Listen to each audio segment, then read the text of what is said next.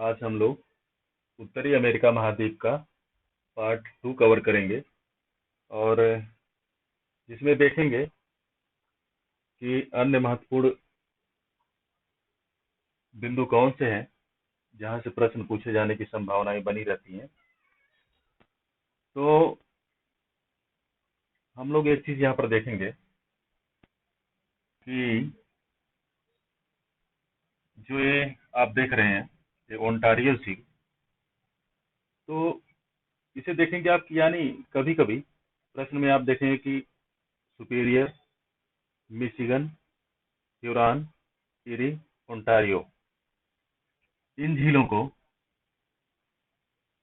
जो है पश्चिम से पूर्व और पूर्व से पश्चिम के क्रम में मिलाने के लिए दे दिया जाता है।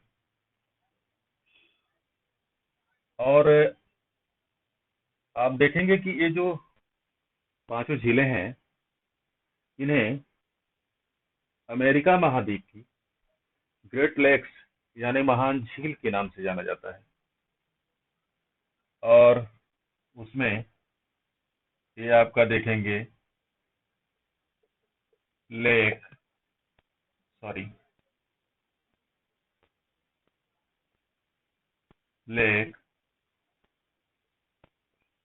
सुपीरियर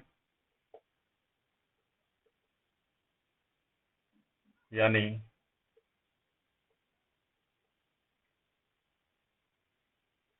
सुपीरियर झील, और दूसरी है आपके यहाँ पर ये है लेक मिशिगन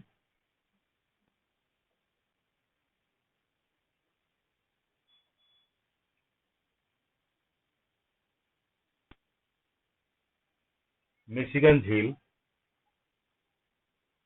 तीसरे नंबर की जो झील है यानी ये ये वाली, उसका नाम है ह्यूरॉन।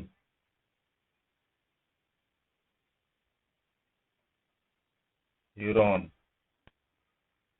Lake Huron. और ये जो आप देख रहे हैं पूर्व से दूसरे नंबर की, वो है इरी, लेक इरी। और इन पांचों ग्रेट लेक्स में से जो सबसे छोटी झील है उसका नाम है ओंटारियो। ये है आपकी ओंटारियो। और यानी लेक ओंटारियो।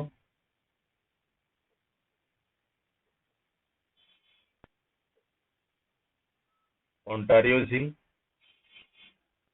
इन पांचों झीलों को ग्रेट लेक्स के नाम से जाना जाता है, जिनमें सुपीरियर जो कि पश्चिम में है सबसे बड़ी झील है इन पांचों झीलों में। और ये पांचों ही झीलें स्वच्छ जल की झीलें हैं। और वहीं पर पूर्व में जो ओंटारियो है वो सबसे छोटी झील है। और एक और जो इनकी विशेषता महत्वपूर्ण है वो ये है कि ये पांचों ही झीलें कनाडा और यूएसए, इन दोनों के मध्य राजनीतिक सीमा का निर्माण भी करती हैं। यानी ये पांचों ही जो है राजनीतिक सीमा का निर्माण भी करती हैं।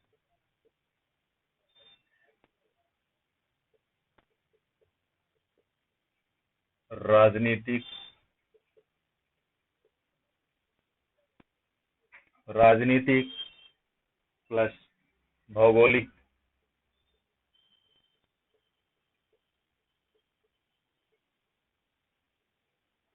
सीमा का निर्माण करती हैं।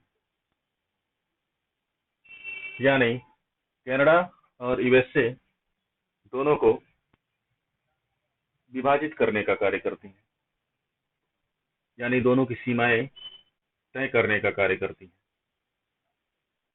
आगे हम लोग देखेंगे इन्हीं झीलों से जुड़े हुए कुछ अन्य महत्वपूर्ण बिंदु, और उनमें से एक है आपका, ये देख रहे हैं, ये है सुपेरियर झील और ये है आपकी ह्यूरॉन। और इन दोनों झीलों को, जो झील जोड़ने का कार्य करती है, जो नहर जोड़ने का कार्य करती है, उसका नाम है सू कैनाल। कैनाल यानी नहर, Soo canal. Soo canal superior और ह्यूरॉन को जोड़ने का कार्य करती है। वहीं पर दूसरी एक महत्वपूर्ण नहर के बारे में हमें जानना चाहिए, और वो ये है कि जो इरी और ओंटारियो को जोड़ने का कार्य करती है, और वो ऐसे यहाँ पर मिलेगी।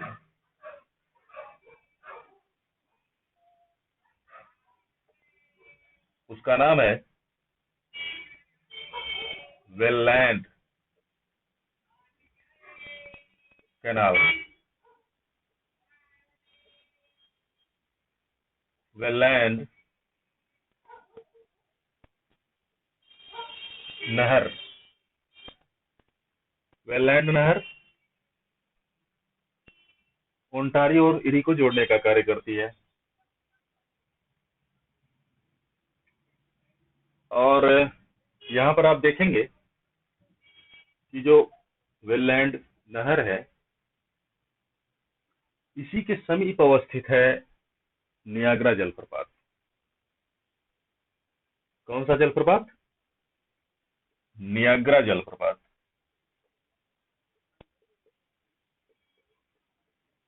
नियाग्रा जलप्रपात। और नियाग्रा जलप्रपात जो है वो,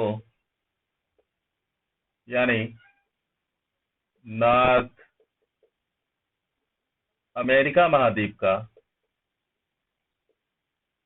सबसे ऊंचा जलप्रपात है। आगे हम लोग देखेंगे कि जो ये पांचों झीलों में सबसे छोटी झील है पूर्व में, ओंटारियो, वहां से एक नदी निकलती है, और उस नदी का नाम है सेंट लॉरेंस। वो यहाँ पर देख रहे हैं आप, सेंट लॉरेंस नदी निकल करके यहाँ पर आके अटलांटिक महासागर में मिल जाती है।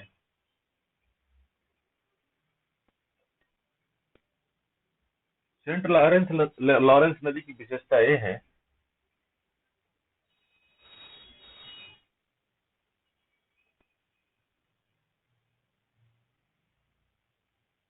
ये है आपकी सेंट लॉरेंस नदी।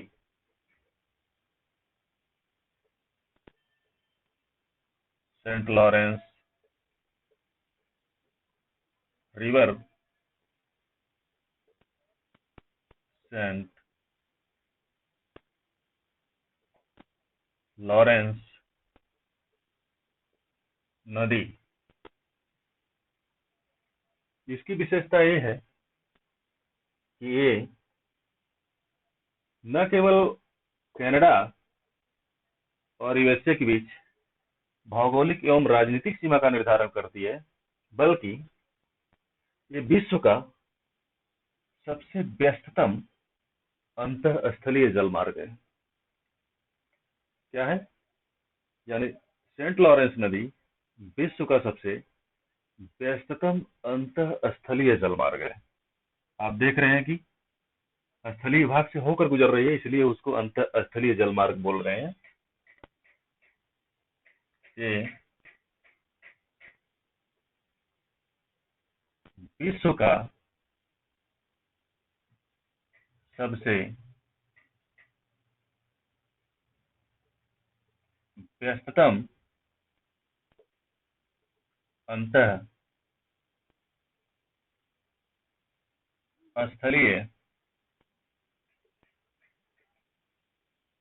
जलमार्ग है।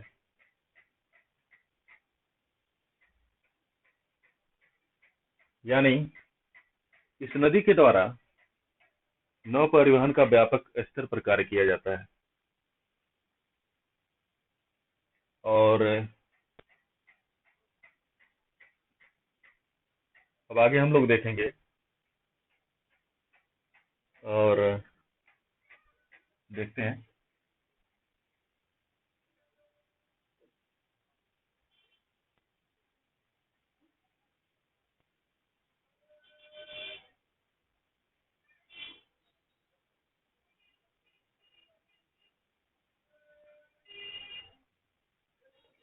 अब हम लोग आ जाते हैं यहाँ पर, जो कुछ महत्वपूर्ण बिंदु छूटे हुए हैं, गल्फ ऑफ मैक्सिको और कैरिबियन सी से जुड़े हुए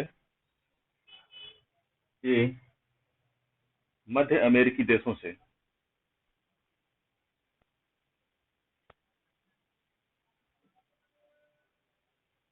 तो उसमें आप देखेंगे कि यहाँ पर एक आपको देश मिलेगा जिसका नाम है बेलिज। ये है आपका, और इसकी जो राजधानी है वो आपका जो अटलांटिक महासागर है उसके तट पर यहाँ पर अवस्थित है, और उसका नाम है बेल्मो पैन।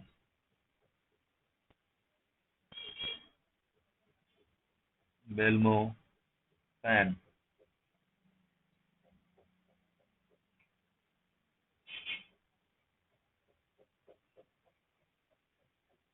बेलीज की विशेषता ये है देश बेलीज।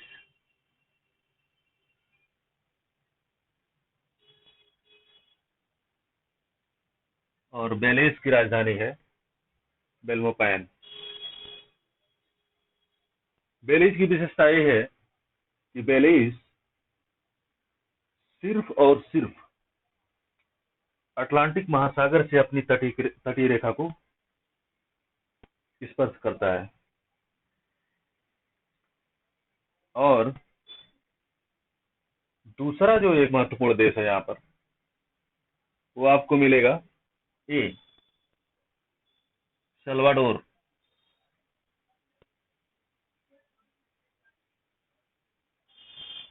ये है आपका सल्वाडोर।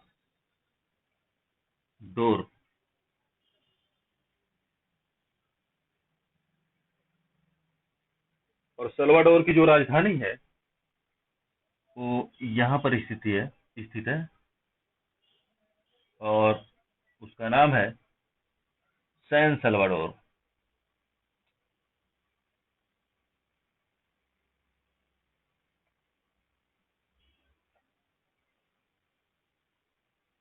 हालांकि ये पार्ट कैमरे में कवर नहीं हो पा रहा होगा,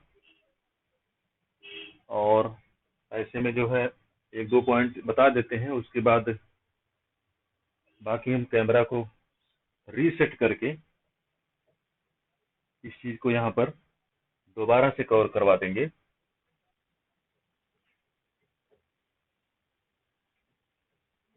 सैन सल्वाडोर। और एल सल्वाडोर जो है, इसकी विशेषता ये है कि ये केवल प्रशांत महासागर से अपनी सीमा को साझा करता है, यानी स्पर्श करता है। इसके बाद जो है हम लोग इसको अभी देख लेते हैं। हालांकि अभी दिखा देते हैं।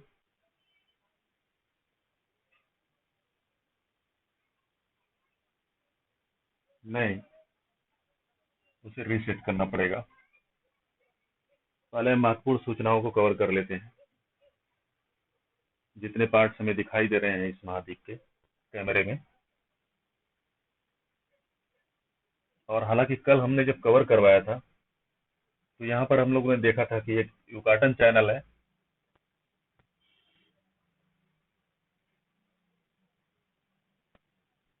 इसके बारे में अभी आने वाले समय में बात करेंगे। तो हम आ जाते हैं उत्तरी अमेरिका महाद्वीप के पश्चिमी तट की तरफ। और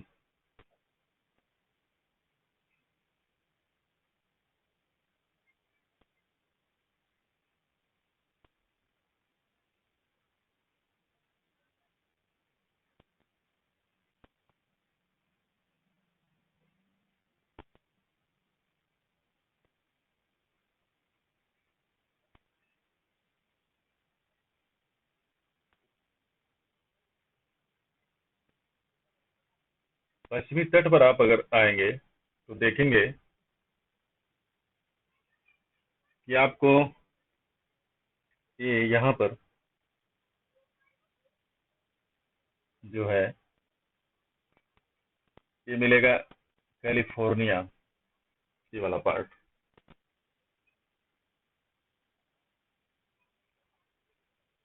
ये वाला पार्ट है जो कि कैलिफोर्निया स्टेट है, यूनाइटेड स्टेट्स ऑफ अमेरिका देश का। और यहाँ पर आपको एक बंदरगाह मिलेगा जिसका नाम है सैन डियागो।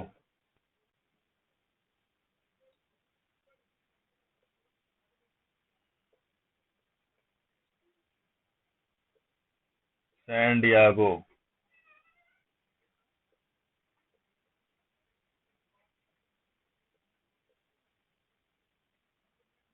और इसकी विशेषता ये है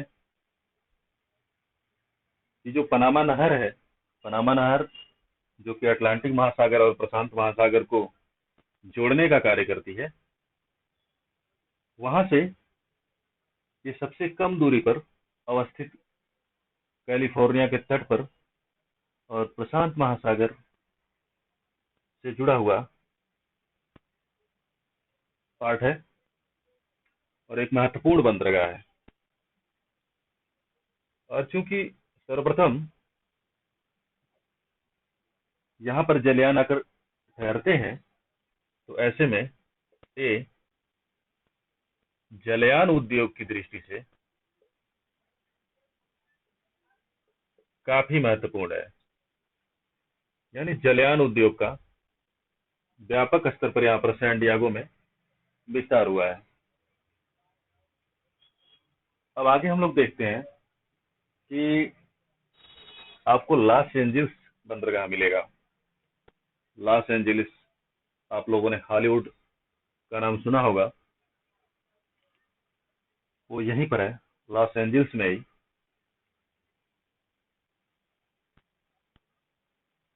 तो आगे देखते हैं। लॉस एंजिल्स का काफी महत्व है। ये आपको यहाँ पर लॉस एंजिल्स मिलेगा।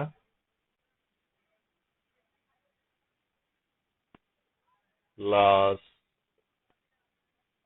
एंजल्स,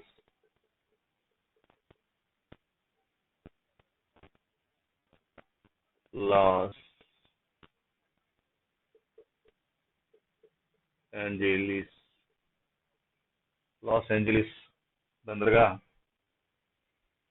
और इसकी विशेषता ये है कि ये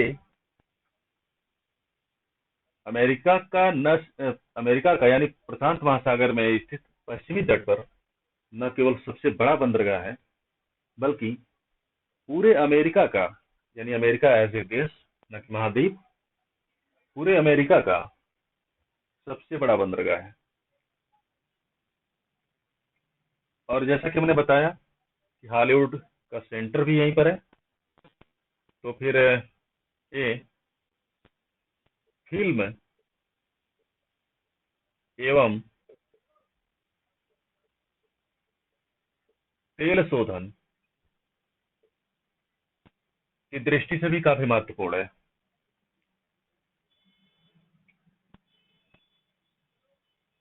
और आगे आप देखेंगे कि आपको एक इसके साउथ में यानी दक्षिण में यहाँ पर एक स्पोर्ट और मिलेगा जिसका नाम है लॉन्ग बीच।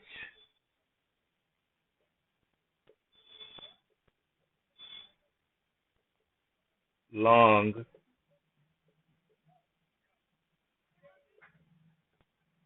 बीच। और ये अमेरिका का दूसरे नंबर का महत्वपूर्ण बंदरगाह है, जो कि लॉस एंजल्स से संलग्न है, यानी जुड़ा हुआ है। और यहाँ पर देखेंगे आप, पहले भी हमने बताया है कि जो न्यूयॉर्क है, न्यूयॉर्क भी एक महत्वपूर्ण बंदरगाह है अमेरिका का, जो कि यहाँ पर आप देखेंगे कि अटलांटिक महासागर में अमेरिका का जो न्यूयॉर्क है सबसे बड़ा बंदरगाह है। और न्यूयॉर्क जो है अमेरिका का तीसरे नंबर का महत्वपूर्ण बंदरगाह है। और क्या विशेषताएं हैं न्यूयॉर्क की, इसको हम लोग पहले ही देख चुके हैं। तो अब हम आते हैं अन्य महत्वपूर्ण बिंदुओं पर, जो हमारे एग्जाम की दृष्टि से काफी अहम स्थान रखते हैं।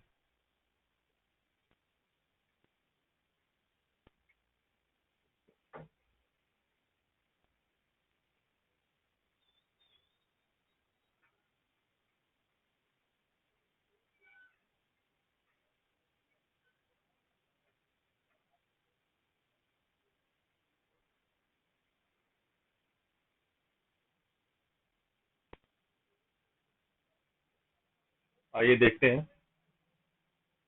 यहाँ पर देखेंगे आप कि लॉस एंजल्स के उत्तर में तो आपको मिलेगा सैन फ्रांसिस्को।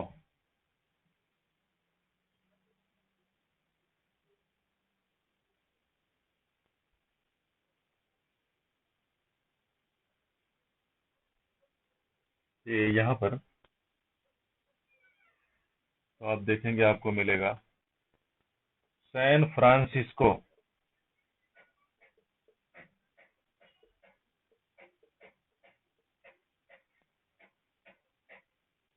सैन फ्रांसिस्को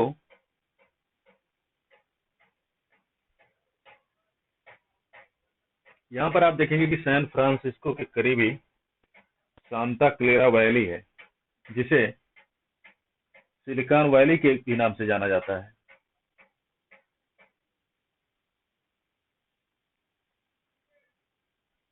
और यहाँ पर जो सिलिकॉन वैली है वो सॉफ्टवेयर इंडस्ट्री की दृष्टि से पूरे विश्व में प्रसिद्ध है।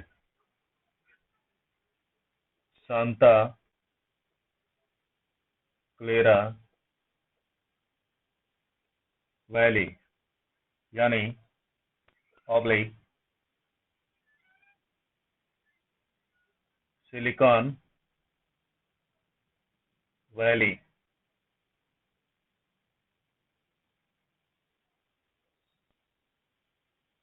सिलिकॉन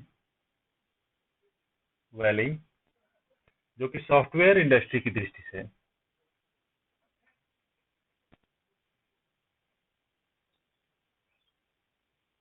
सॉफ्टवेयर उद्योग की दृष्टि से काफी महत्वपूर्ण है। इसके बाद हम लोग आ जाते हैं कैलिफोर्निया के बाद, और वो ये है आपका ओरेगन स्टेट है। ओरेगन के ऊपर ही आप देखेंगे कि वाशिंगटन स्टेट है इसका, यूनाइटेड स्टेट्स ऑफ अमेरिका का, जिसमें दो अन्य महत्वपूर्ण स्थान आपको मिलेंगे, सिएटल एंड टेकोमा। तो ये आपका जो है ओरेगन स्टेट है।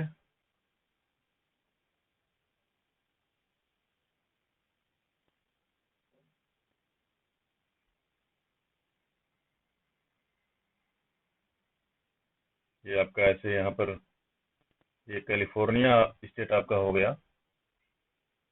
और इसके बाद ये आपका ये ये वाला पार्ट है आपका मैक्सिको है, जो कि देश है, यहाँ से बाउंड्री क्रॉस करती है और जो यूएसए और मैक्सिको को एक दूसरे से अलग करने का कार्य करती है। तो ये ओरेगन स्टेट के ऊपर आप देख रहे हैं जो ये है आपका, ये वॉशिंगटन स्टेट है।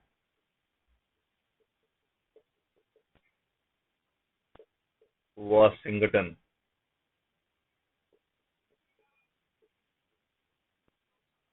और वॉशिंगटन स्टेट में आप देखेंगे कि आपको यहाँ पर सिएटल मिलेगा,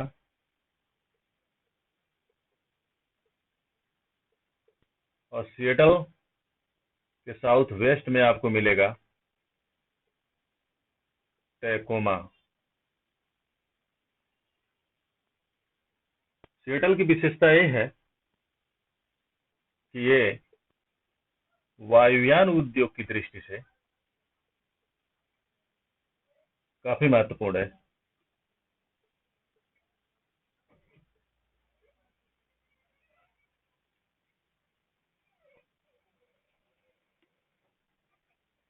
अब हम लोग देखेंगे इसे वैंकूवर आइलैंड। वैंकूवर आइलैंड जिस पर कनाडा का अधिकार है, और ये कनाडा का जो ये प्रांत है यहाँ पर, उसका नाम है British Columbia. British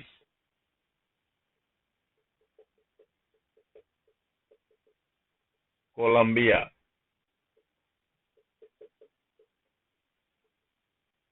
British Columbia प्रांत है कनाडा का, और जो इसकी राजधानी है उसका नाम है विक्टोरिया। और विक्टोरिया जो इसकी राजधानी है वो वैंकूवर आइलैंड के दक्षिणी भाग में स्थित है। यहाँ पर आप देखेंगे ये, यहाँ पर टच नहीं होना चाहिए था। ये है विक्टोरिया, और विक्टोरिया जो है राजधानी है किसकी? ब्रिटिश कोलंबिया की। और ये है आपका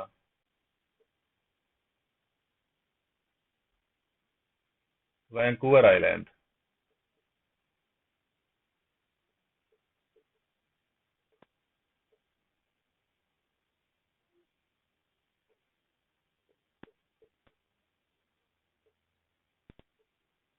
वैंकूवर द्वीप ब्रिटिश कोलंबिया का इस पर अधिकार है। उसके बाद आप देखेंगे आगे, ये आपको एक द्वीप मिलेगा जो जिसे चार्लोट आइलैंड के नाम से जानते हैं। इस पर भी कनाडा का ही अधिकार है।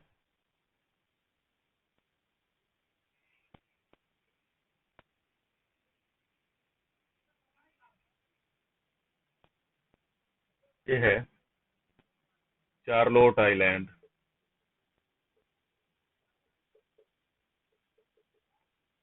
आपको उन्हीं महत्वपूर्ण सूचनाओं के बारे में बताया जा रहा है जो कहीं ना कहीं किसी न किसी परीक्षा में या तो पूछे गए हैं और या तो पूछे जाने की संभावनाएं हैं। इसलिए इस इसको काफी गंभीरता से लीजिएगा। Charlotte island. चार्लोट द्वीप। चार्लोट द्वीप के आप ऊपर देखेंगे तो एक और आपको द्वीप तो नहीं है, ये द्वीपों का समूह है।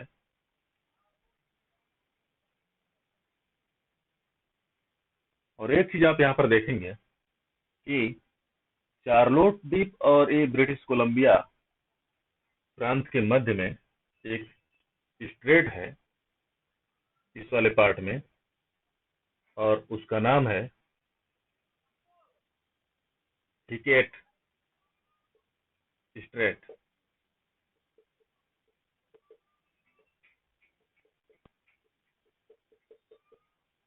हिकेट जल संधि।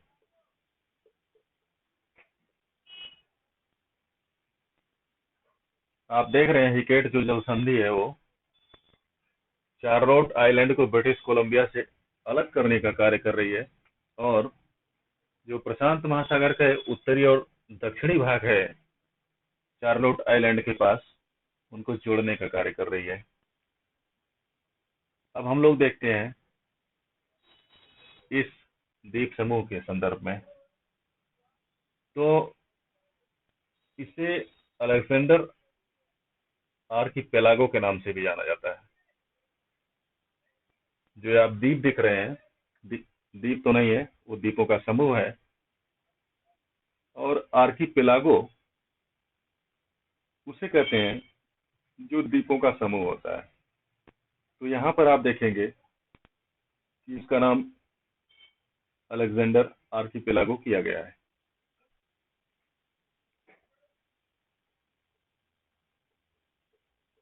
अलेक्जेंडर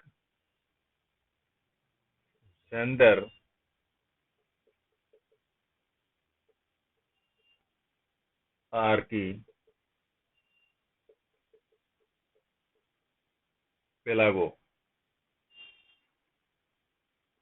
और अलेक्जेंडर आर्किपेलागो पर कनाडा का अधिकार ना होकर के अलास्का का अधिकार है।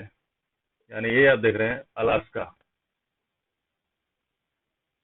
अलास्का का अधिकार है।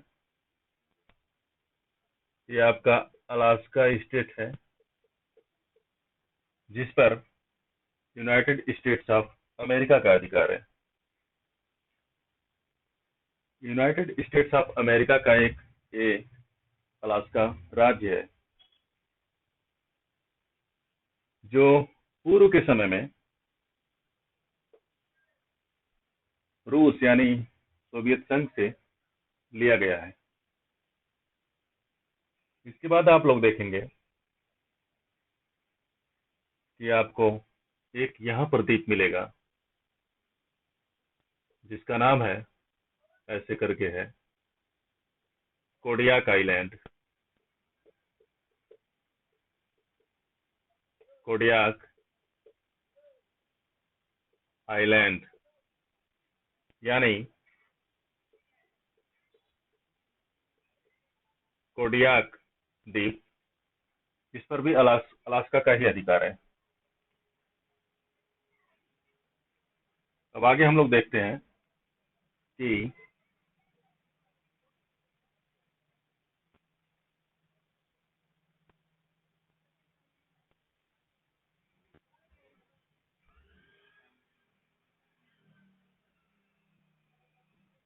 यहाँ पर आप देखेंगे दो महत्वपूर्ण पर्वत हैं जिनका नाम है ब्रुक्स रेंज और अलास्का रेंज। ये अलास्का में ही पड़ते हैं।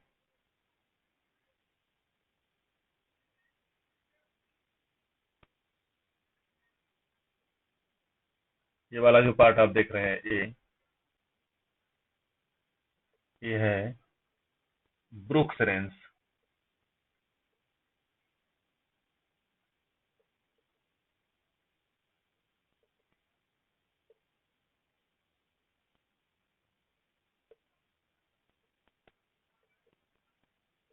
और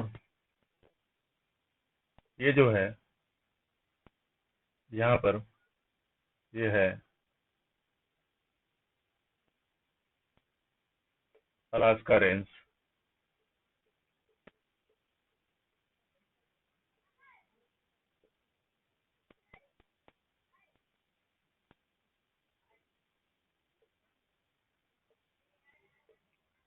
अलास्का।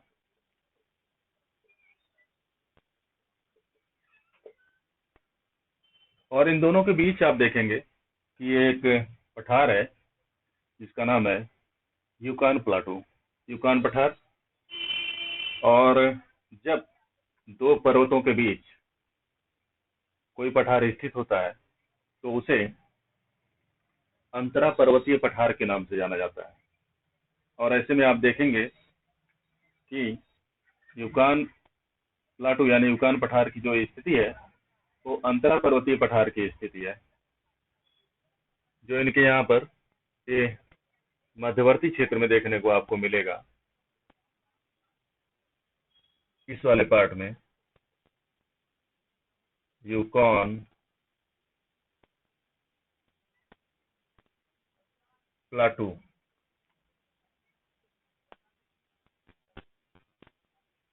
यूकॉन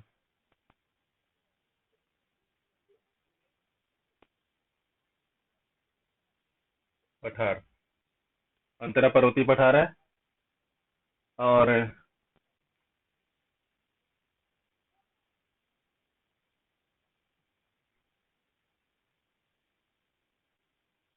यहाँ पर आप देखेंगे कि जो अलास्का रेंज है उसी की एक महत्वपूर्ण चोटी है जिसका नाम है माउंट मैकिनले, यमती।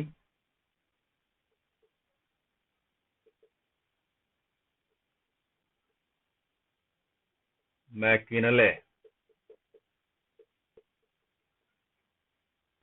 Mount McKinley.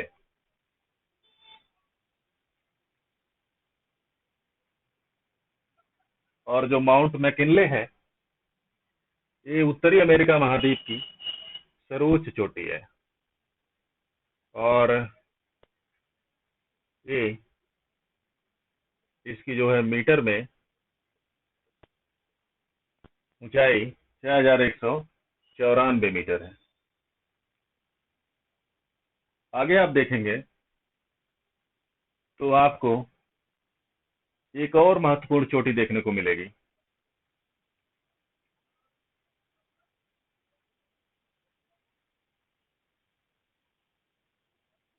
और वो है माउंट लोगन। ये आपका जो कोस्ट रेंज है वहां पर देखने को मिलेगी।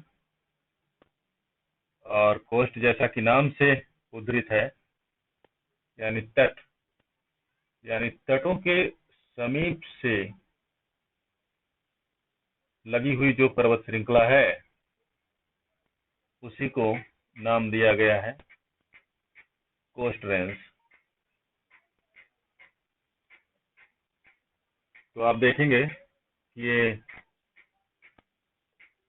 ये वाला पार्ट, यानी ये आप देखेंगे कि इसका ये है, इसे कोस्ट रेंज के नाम से जाना जाता है, जिसका विस्तार न सिर्फ कनाडा में बल्कि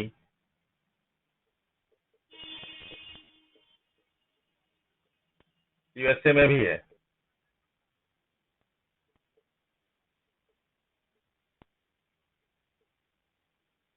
कोस्ट रेंज। और इसी की जो महत्वपूर्ण चोटी है वो यहाँ पर आपको, यहाँ पर इसके उत्तर में देखने को मिलेगी। उसका नाम है माउंट मैकिनले। यहाँ पर आपको देखने को मिलेगी। ये है माउंट मैकिनले, नहीं माउंट लोगन, सॉरी।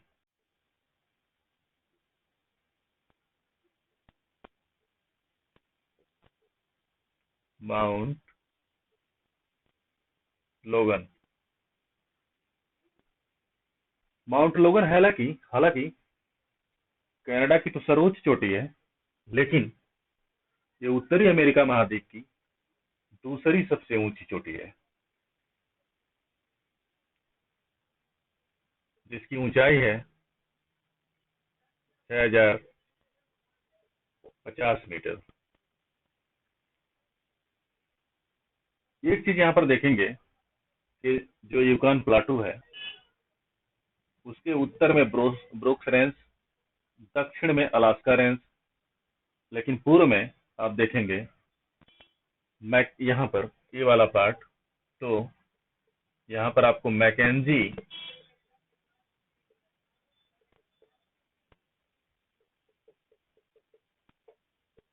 माउंटेन्स, मैकेंजी पर्वत मिलेगा। यानी इन तीनों के पर्वतों के मध्य Yukon plateau as a intermountain plateau, अंतरा पर्वतीय पठार के रूप में स्थित है।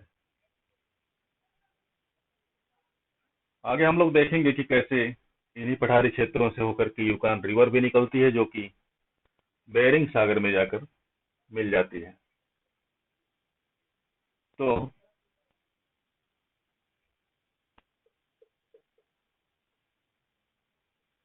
मैकेंजी पर्वत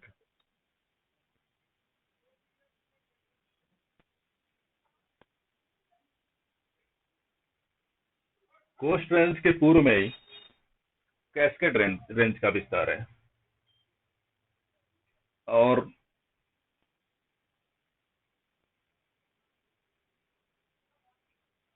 ये सभी जो है पश्चिमी कार्डिलेरा के ही भाग हैं। कार्डिलेरा यानी कार्डिलेरा उसे बोलते हैं जिनमें भिन्न भिन्न समय में भिन्न भिन्न प्रक्रिया द्वारा पर्वतों का निर्माण हुआ हो, उसे कार्डिलेरा बोलते हैं। तो ये पश्चिमी कार्डिलेरा के यानी उत्तरी अमेरिका महाद्वीप के पश्चिमी कार्डिलेरा के पर्वत हैं, जिनमें आप देख रहे हैं कि कोस्ट रेंज है, उसके पूर्व में कैस्केड रेंज है, उसके भी पूर्व में आप आ जाएंगे आपको अभी रॉकी माउंटेन्स मिलेगा। तो दूसरा हम लोग जो देखते हैं वो है आपका ये कैस्केड रेंज।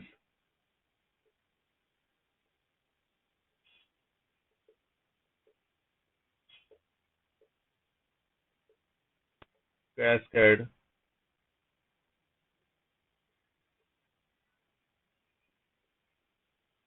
रेंज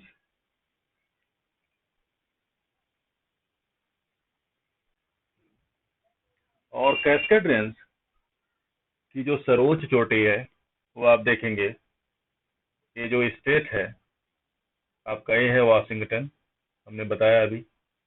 और इसी कैस्केड रेंज में ही आपको mount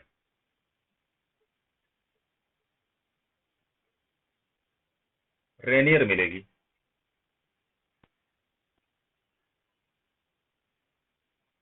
mount Rainier, mount Rainier Washington state और कैस्केड रेंज की सर्वोच्च चोटी है।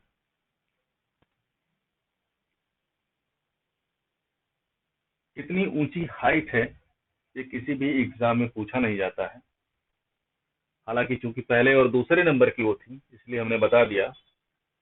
न तो हमें जानने की आवश्यकता है, न तो आप लोगों को जानने की आवश्यकता है कि बाकी जो चोटियां हैं उनकी हाइट क्या है। बस जो महत्व है उनका, यानी किस स्टेट की सबसे महत्व ऊंची चोटी है या किस रेंज की ऊंची चोटी है, जिनको ध्यान में रखकर प्रश्न पूछे जा सकते हैं, उन्हीं पर हम लोग बात करेंगे। केवल हर इंफॉर्मेशन को हमारे लिए गैदर करना इम्पोर्टेंट नहीं है, और इसलिए जो समय हमारा उद्देश्य है एग्जाम को क्वालिफाई करना, और ऐसे में हमें एग्जाम के पैटर्न यानी के अनुसार बहुत ही सिलेक्टिव चलना होगा।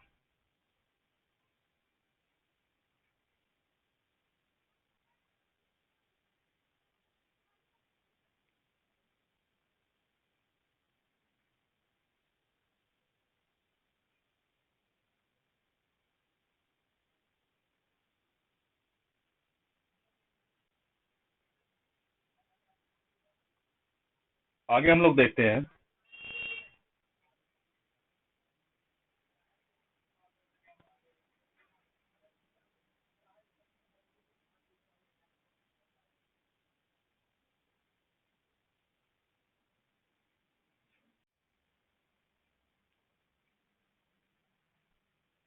अब हम लोग देखते हैं कि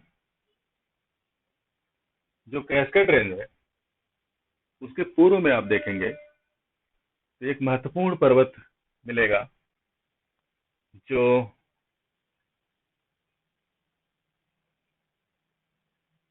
जिसका नाम है Rocky mountains.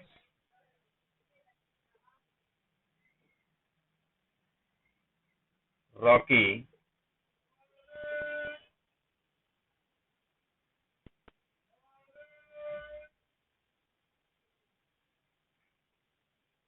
Mountains.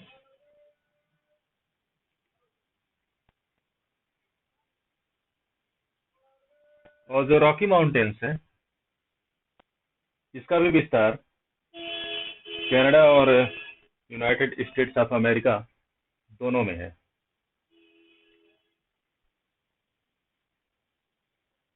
Rocky mountain की जो सर्वोच्च चोटी है